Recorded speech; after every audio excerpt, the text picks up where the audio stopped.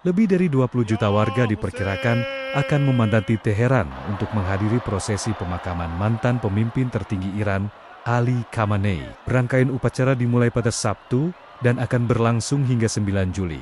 Sebelum jenazah dimakamkan di kota kelahirannya, Mashhad. Prosesi ini digelar di tengah situasi keamanan yang masih menjadi perhatian setelah konflik Iran dengan Amerika Serikat dan Israel, meski sebelumnya telah tercapai kesepakatan gencatan senjata.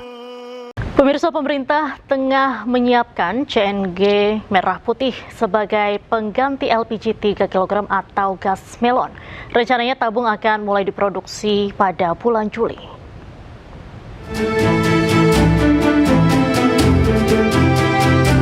Tabung CNG atau Compressed Natural Gas bernama CNG merah putih tengah disiapkan sebagai pengganti LPG 3 kg atau gas melon. Gas baru ini diklaim jauh lebih ekonomis karena 30 hingga 40% lebih murah dibandingkan LPG konvensional. Selain itu, gas ini memiliki sistem plug and play yang langsung dapat digunakan sehingga pengguna tidak perlu mengganti kompor lama. Tabung ini juga menggunakan material komposit serat karbon atau fiber yang jauh lebih ringan dibanding tabung gas konvensional. Nantinya masyarakat tak perlu lagi membeli tabung karena tabung akan dipinjamkan oleh distributor. CNG merah putih ini diproyeksikan mampu menghemat devisa negara hingga 5 miliar dolar AS per tahun dan menekan beban subsidi hingga 80 triliun rupiah per tahun. Menteri ESDM Bahlil Lahadalia menyebut kini pemerintah tengah lakukan uji tahap ketiga terhadap tabung CNG termasuk dari aspek keamanan tabung. Kita di bawah yang dikenakan subsidi itu adalah harus pakai tabung yang 3 kilo. Tekanannya itu 200 sampai 250 bar. Nah, ini yang kita sekarang lagi uji coba, dia pakai valve. Ini yang kita coba. Nanti kompornya tidak perlu diganti kompor langsung. Dan itu bisa menahan peledakan dan kebakaran sampai 1000 cc. Ia juga menambahkan CNG sudah umum digunakan seperti di industri perhotelan, restoran hingga dapur program makan bergizi gratis dan akan diproduksi mulai bulan Juli. Tim Liputan iNews melaporkan. Menteri Keuangan Republik Indonesia Purbaya Yudi Sadewa menegaskan tengah mengkaji keluhan buruh terkait pengenaan pajak pencairan jaminan hari tua atau JHT. Menurutnya Kemenkyu masih pelajari dan pertimbangkan masukan yang disampaikan sebelum memutuskan apakah ketentuan tarif pajak perlu disesuaikan dan tetap berkeadilan. Kita lihat dulu keadaan lagi diaseskan, katanya Pak Dirjen mau ketemu buruh juga, kita lihat yang hasilnya seperti apa. Berarti maksudnya ada bahasan juga Pak dari Kemenkyu Pak? Akan dibahas. Begini, selama itu jas itu adil, dalam hal ini jas kan adil.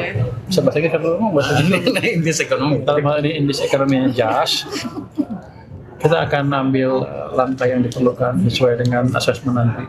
Tapi kalau hanya kita belain yang ternyata yang itu pensiunnya gede-gede banget, 1 miliar, 2 miliar, nggak usah. Tapi saya akan lihat dulu ya. PT Pertamina Persero mengakui kapal tanker Pertamina Pride yang membawa minyak mentah untuk Indonesia masih tertahan di Selat Hormuz akibat kembali memanasnya kondisi di Selat Hormuz. Menurut VP Corporate Communication PT Pertamina Persero Muhammad Baron, pihak manajemen Pertamina masih memproses perizinan bagi kapal tanker Very Large Crude Carrier atau VLCC Pertamina Pride agar bisa melintasi Selat Hormuz. Hal tersebut dilakukan tentu dengan memperhatikan faktor keselamatan awak kapal, kargo, hingga kapalnya sendiri. Sementara itu, kapal tanker Gamsunoro milik PT Pertamina International Shipping sudah berhasil melewati Selat Hormuz pada 24 Juni lalu setelah sebelumnya sempat tertahan akibat konflik antara Iran dengan Amerika Serikat dan Israel. Tentunya untuk Pride sampai dengan saat ini kami sedang berproses untuk perizinannya. Nah, dan saat ini karena Selat Hormuz sudah memanas kembali sehingga pelaksanaan kargo dari Pride masih tertunda. Dan nanti apabila sudah melintas, benar itu adalah untuk di Cilacap, Pulau Cilacap. Mulai 1 Juli 2026, Pertamina resmi turunkan harga Pertamax Turbo di seluruh Indonesia. Penyesuaian harga berlaku sejak pukul 00.00 waktu Indonesia Barat dan dilakukan sebagai bagian dari evaluasi berkala. Kebijakan ini merupakan hasil evaluasi berkala yang mengacu pada perkembangan harga minyak dunia, kondisi fiskal nasional, serta pertimbangan daya beli masyarakat.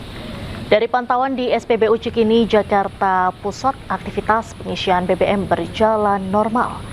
Sejumlah pengendara memanfaatkan penurunan harga dengan mengisi BBM non-subsidi.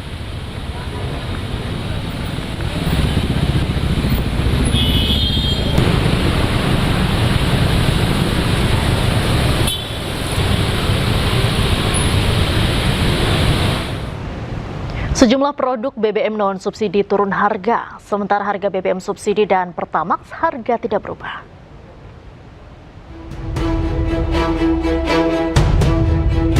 Tiga jenis BBM non-subsidi yang mengalami penurunan harga, diantaranya Pertamax Turbo turun dari Rp20.750 menjadi Rp19.300 per liter.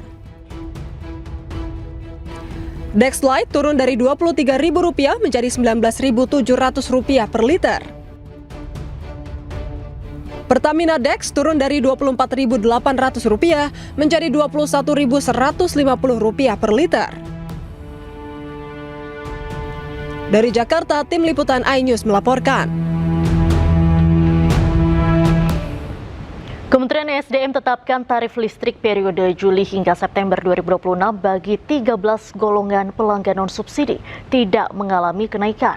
Hal tersebut dilakukan sebagai upaya pemerintah dalam jaga stabilitas ekonomi serta pastikan layanan kelistrikan tetap berkelanjutan.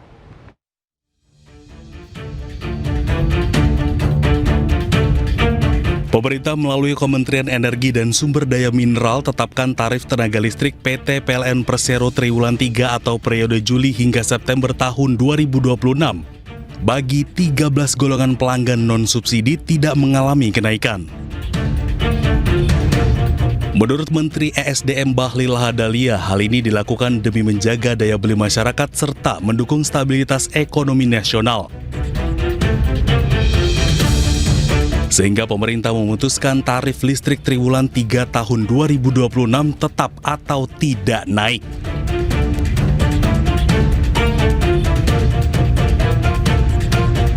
Sementara itu, tarif tenaga listrik bagi 24 golongan pelanggan bersubsidi juga tidak alami perubahan dan tetap diberikan subsidi listrik. Golongan ini mencakup pelanggan sosial, rumah tangga miskin, bisnis kecil, industri kecil, dan pelanggan yang peruntukan listriknya bagi UMKM.